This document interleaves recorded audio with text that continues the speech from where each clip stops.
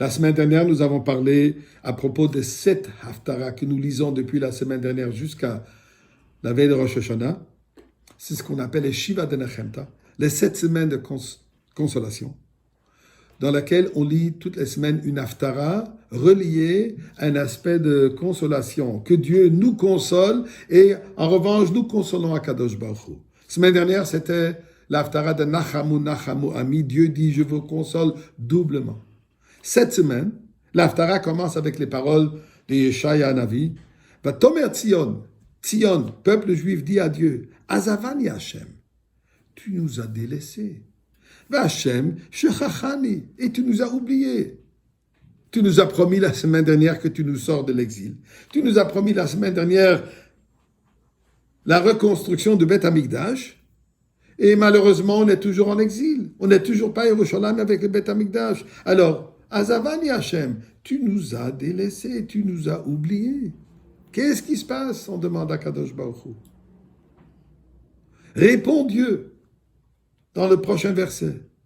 Hatishkach isha ula mirechem bet bitna. Est-ce possible qu'une maman va oublier son enfant qu'elle allait? Et Dieu ajoute, et même si ça c'est possible, moi vanochi lo eshkacher. Impossible que moi je vous oublie. Il n'y a pas d'oubli de ma part. Non seulement il n'y a pas d'oubli, vous êtes engravés sur mes bras. Dans mes mains, je vous porte depuis l'exil. La raison pourquoi vous existez tout le temps, c'est puisque je vous ai engravé dans ma main. Vous venez avec moi là où je suis, vous y allez. Et là où vous êtes, j'y vais avec vous. On est reliés ensemble, gravés un sur l'autre.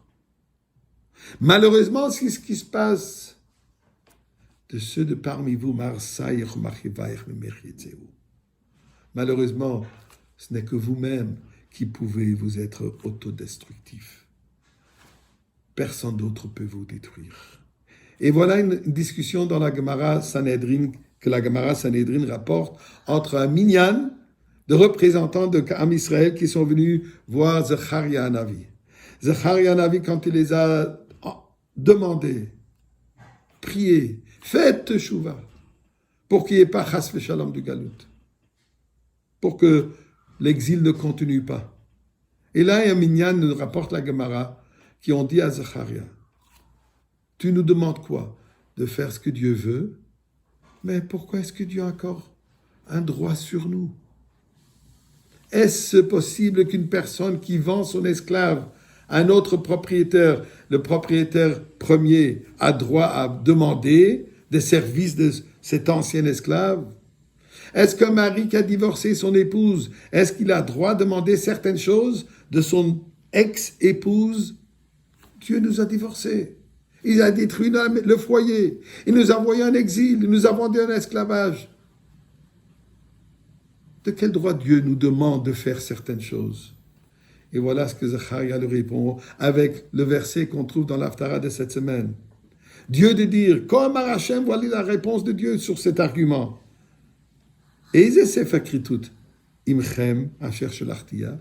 que vous avez un divorce que j'ai envoyé à votre mère? Est-ce que vous avez preuve d'un divorce? Est-ce que vous avez preuve d'une transaction quelconque que je vous ai envoyé à un autre propriétaire comme esclave, que je vous ai vendu en esclavage à quelqu'un d'autre? Nulle part existe ni ce divorce et nulle part existe un acte de vente. Moi, je ne me suis pas séparé de vous, dit Dieu. Je suis avec vous.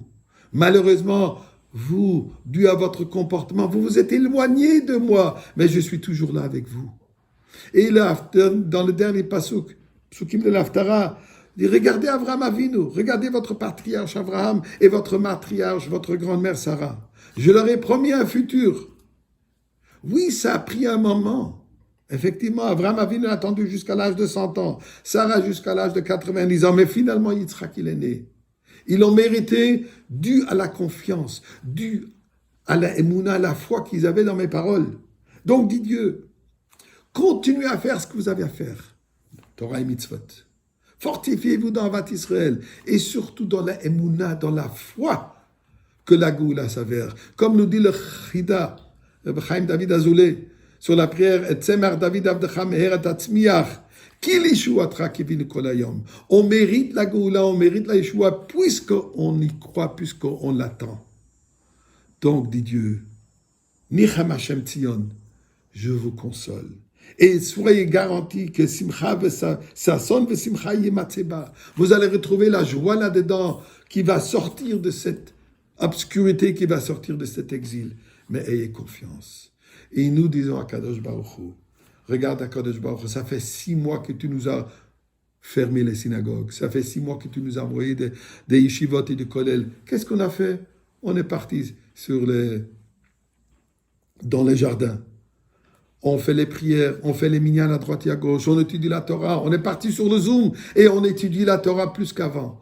On est prêt aujourd'hui à allumer les bougies de Shabbat à Yerushalayim à 6h50.